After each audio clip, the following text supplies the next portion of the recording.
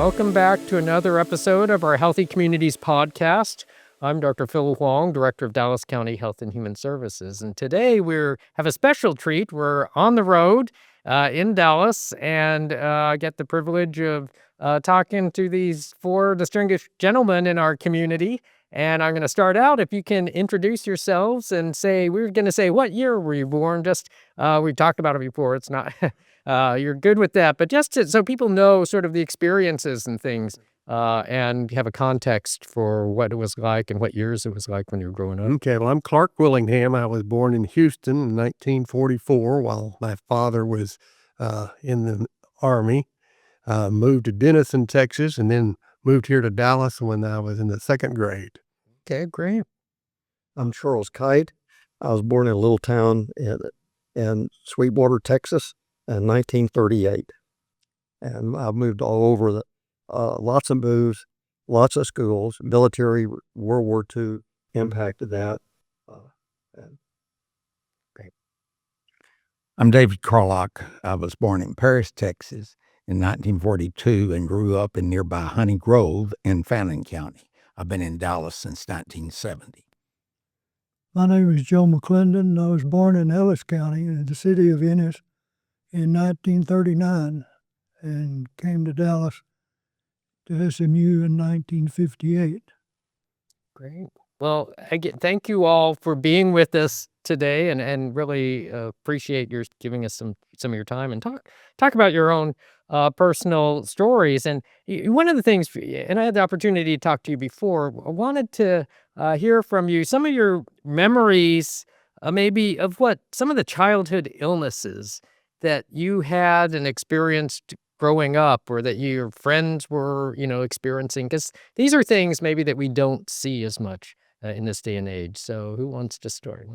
Well, I can remember my mother deciding that I should get measles and mumps and chicken pox before school started. So if any neighborhood kid had one of those illnesses, she'd have me go over with him and play, so I would get it.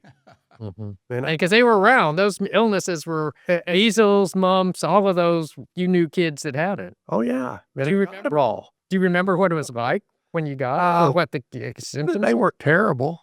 Chicken pox was the worst. I mean, the pox was kind of irritating. Mumps wasn't. I mean, you were uncomfortable. And measles, you had the little red dots, but chicken pox was the most. It itched. Yeah, and that's what we talked a little bit about. The problem with that strategy is, we used to get like 3 to 4 million cases of measles in the United States every year, but there's a percentage then that have severe illness from that, and a percentage that die. And we used to have 400 to 500 deaths in children every year from measles. So that's, but again, before there were vaccines, that's all you could do, I suppose, to try to protect from some of that. But any other, yeah. My earliest memory of being sick is that I was in Sweetwater, Texas, and I just got so tired I laid down. We lived in a very modest house, had concrete steps going up, and I just looked at the concrete steps in the ground, and I just stayed there for a long time. I wasn't scared, but it was really weird. I'm sure my brother went out and got my mom. After a while, he noticed me, and I came in. I remember her picking me up, taking me to the house. Don't remember anything else until I woke up in the hospital. Since we were in a small West Texas town, the room impressed me. We had a beautiful painted wall, windows with trees, and most important, my whole family was around there smiling at me. My grandparents had come in, they lit the long way, and they brought me a blanket. And I never felt as good as having all of them look at me and smiling. It was a great time to remember. But when I went home, I had to learn how to walk again. And I remember my feet would flop when I'd walk. However, I had a very mild case. And they were saying it was polio. Well, they say it was polio or double spinal meningitis. Back then, in a little tiny town in a hospital and 4,000 people, they didn't have the test to know the difference. And so I don't know if I had it or not. But I certainly became aware of polio then. And someone else was talking about new friends with polio, or yeah. I think everyone was scared of it, scared of swimming pools and large groups and I don't remember the experience that Clark had of going to visit people that had some illness, so you would get it. So you remember some friends who had polio? Oh yeah, people were scared of What iron was like the lungs. friend who had polio? What was someone? Well, I remember a number of children, not a large number, but I remember them having polio, and they limped or had some imperfection that they couldn't run and play like the rest of us, but they were out and amongst us. It's not like we thought we were going to catch it from them. And did you know someone that was in an iron lung or yeah? Well, uh, before air conditioning, right on the main drag in Honey Grove where we'd drive up and down, or our parents would, there was a guy in an iron lung.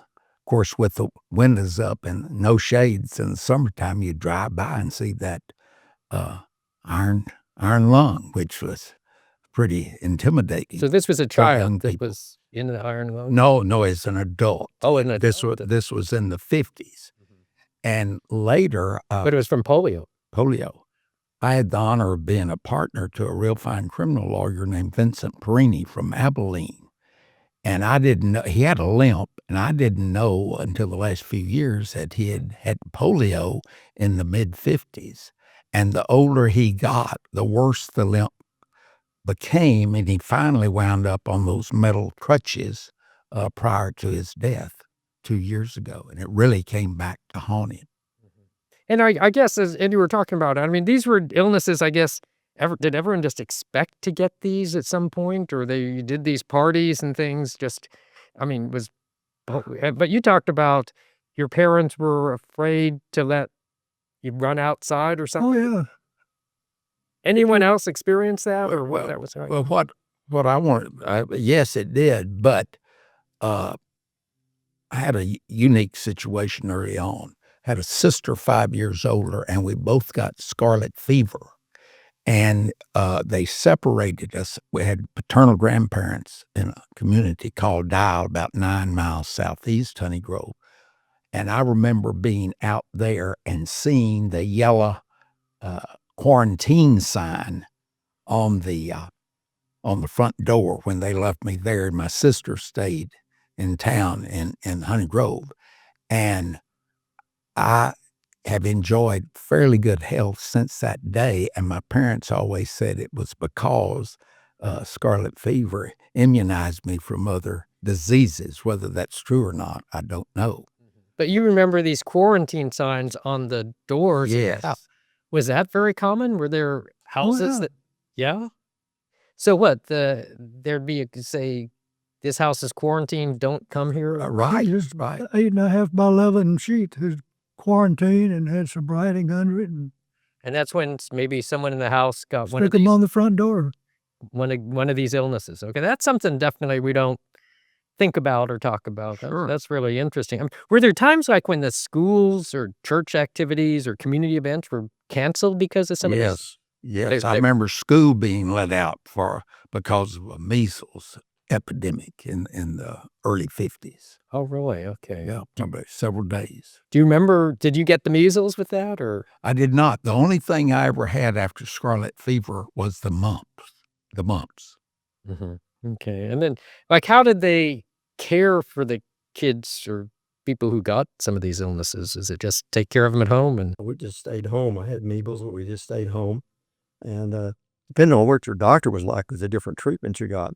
One time I remember, I think I was in the second grade, and the doctor was told me, and again, rural Texas, that I probably had tuberculosis.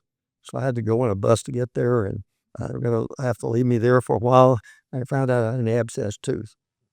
And so I came back, and I remember the dentist drilling. He had this foot thing. He did a pedal like a sewing machine, and he drilled the tooth, and there was no Novocaine. That don't forget. different times, definitely. Did these illnesses like ever change the course of your family's plans or work or any financial impacts of something like this? Or Not so much financial, but I remember getting vaccinated early. Of course, you had to get vaccinated to go to school. But I had an older brother, and I got vaccinated a little earlier than necessary to go to school. But the fear was that he would bring something home because I was still not in school yet. The interesting thing that I remember about it is that when I did get vaccinated from, I guess it was chicken pox, you had to show a scar to get into school and start the first grade. It's kind of interesting So that's because how they checked to make sure you I got. remember the doctor had a little vial and he broke the vial and scratched my shoulder with it enough to get the blood and get the vaccination there. I wasn't vaccinated with a needle, Mm-hmm. but we were always suspicious that the vial was war surplus.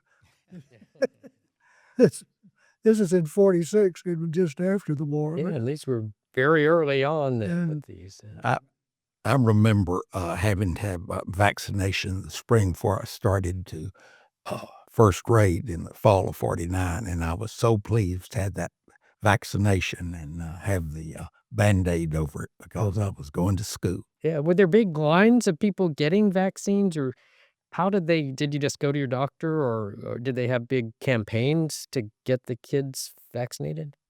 I don't remember that. There was one physician, Honey Grove, Dr. Kappelman, and we made an appointment, and he vaccinated us.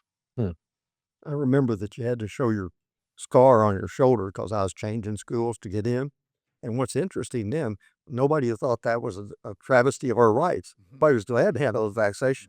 Didn't get sick. Uh-huh. Yeah. Well, I remember everybody in school in Dallas, I went through all the public schools in Dallas, and we all had the same little scar, one of us. I don't remember when we got it, but we all have it. Okay. Do you remember any particular diseases that everyone was afraid of, or do you remember people being afraid of these things? Or Measles. measles, I think polio was the biggest fear polio? because, for one thing, it lasted for such a long time. And Yeah. We- did measles affect your eyes? Was that the fear about measles, that you'd lose your sight or weaken your sight? It could. I mean, in hearing and things. Yeah. And yeah. Right. What mean- was very scary for me was polio because you saw all these pictures for a long time and iron lungs and a whole room full of people. And I used to kind of get scared a little bit for them of not being able to move your arms and legs and staying there for your whole life. And that was scary. And everybody was really afraid of polio. It was, people don't know now, it was a lot scarier than COVID. Yeah. Yeah. Well, I remember, I mean, we see these pictures of these rooms full of iron lungs, and you sort of can't imagine that was the way. I remember the March of Dimes campaigns each year. Have a little card and you'd put the dimes in it. And that was all right polio, yeah. Yeah, help a rat years old.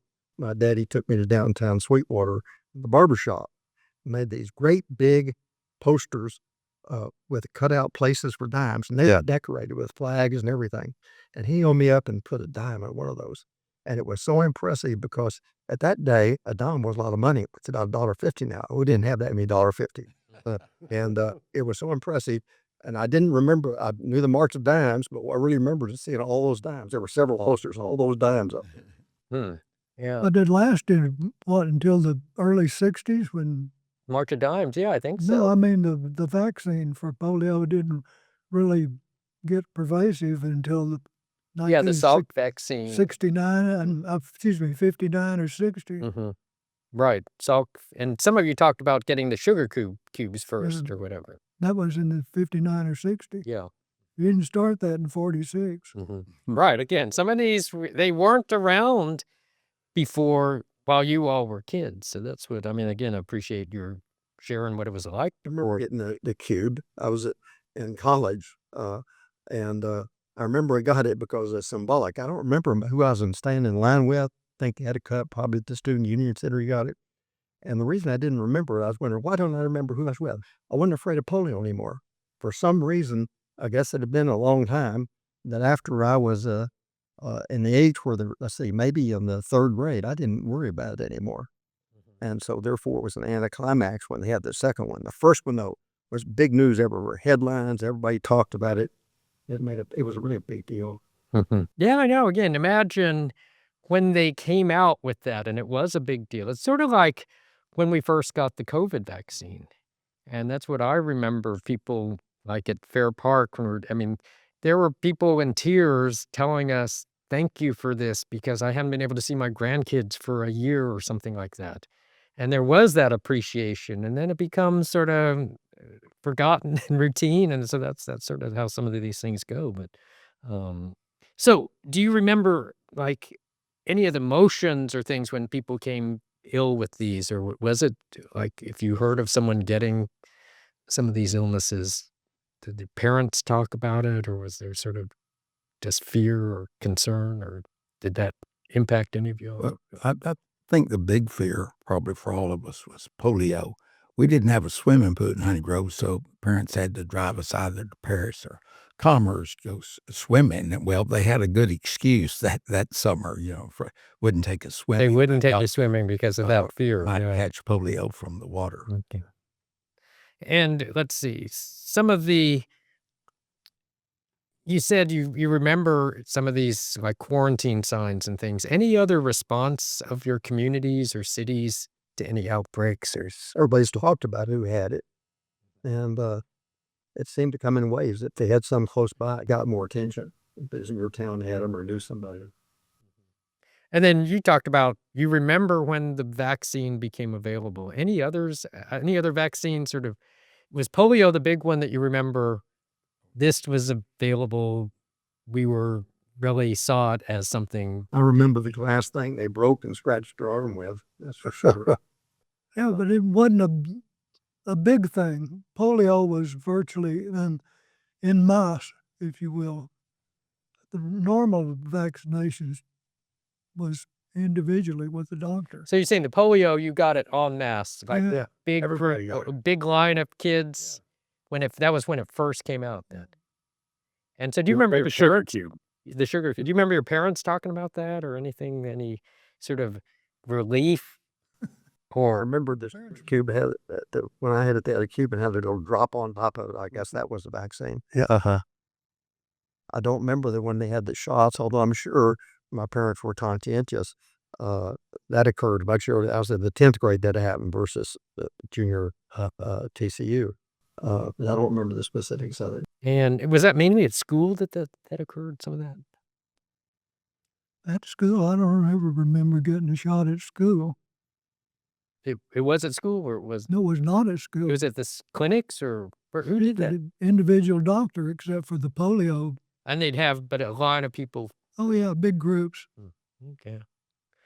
Now, how do you think life has changed since the vaccines? I mean, given your perspective, given what you lived through, and like, what would you want younger generations maybe to understand about what it was like for you and the reality of some of these diseases beforehand, and now that you've gone through it? I mean, is there any message or something that you'd want to convey about that? The big thing that I see is that back in the day, we trusted the doctors. We got a shot from them. We didn't know, come here from Sikkim, about whether the vaccination would work or whether it was tested. And we didn't have people objecting to it. They either did it or they didn't do it. There wasn't a lot of talk about it, the risk or criticism. But it did help. It did Oh yeah, change. Yeah. I mean, we're still here. yeah. Well, I'm a history buff, and I want young people to know where we were and how far we've come, and the hygiene and health practices today are so much better, and that is a blessing for all of us. So I hope they either hear, read, or are taught about these innovations and developments in vaccines. One of the things about vaccine I remember, especially as an adult, I traveled a lot internationally, and I would always get the shot somewhere, and I always felt good. And I remember people who I was with catching, fevers and so on, and malaria. And I remember when I was in the Solomon Islands, there was this Quonset hut built in World War II. And there was a line about a mile long for people going to number 8. That was the number of the Quonset. And they were to try and get something from Malaysia for malaria. And the tribes I go to back in the jungles and all, they didn't have any old people. They died from malaria. So I'm a huge believer in the vaccinations.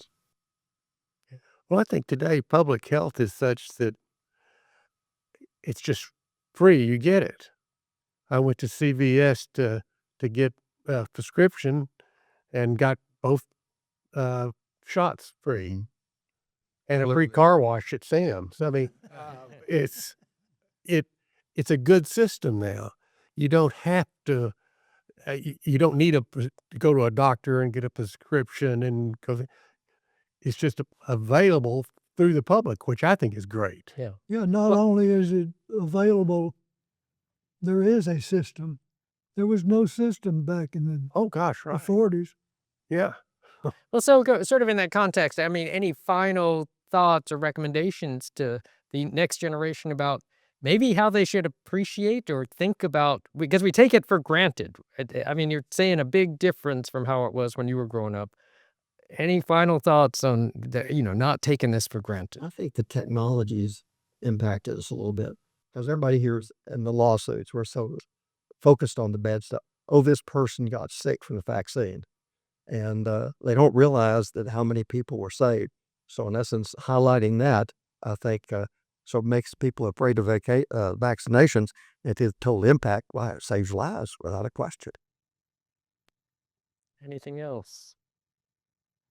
Well, we're exposed to the scientific basis and fact that the vaccines do work. And back in the day, we were not. We just took it on faith. Well, isn't it true that these diseases can come back in their outbreak of measles someplace? Yeah, well, I mean, that's what's concerning. I mean, now more people are questioning these vaccines.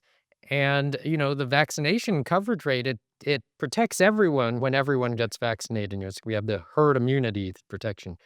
And if more people start questioning it, or if there's more, again, people are, they don't know these stories. They forget. I say we're a victim of our own success on this. That's right. And so many people now, they say, I've never seen a case of measles. Why do I need to get this vaccine?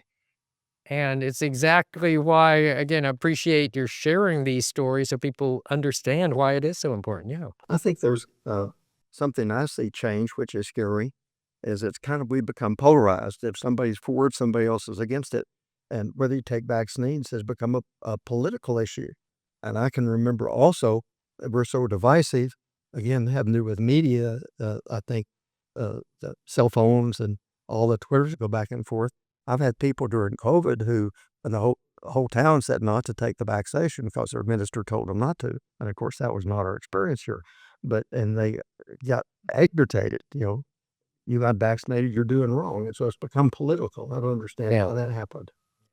Exactly. It's not a political, it's sort of the Shouldn't be a science, it's political public. issue. It is political, but it shouldn't be Well, political. hadn't it always been like there's still folks fighting fluoride in our water systems? yeah. Yeah. But I appreciate your sharing your stories, because I think we have a generation of kids and people who haven't heard these. And so it's so important to make sure people Well, I understand. think it's important for people to realize that one person not getting vaccinated can become a carrier and infect a whole new Yeah. generation. And that's, the problem also, because there are some people who can't take the vaccine, like maybe people who are immunocompromised or at higher vulnerability. And so that's why everyone getting that protection and vaccination helps prevent that spread. And that is definitely a concern when we're seeing lower vaccination rates. So again, thank you all for being with us today. And we will, again, appreciate everything you've done. And Well, thank you sharing for this having us. experience. Pleasure. Thank you. So please join us for another episode of our Healthy Communities podcast. Be sure and like or subscribe to our channel, and we will see you next time.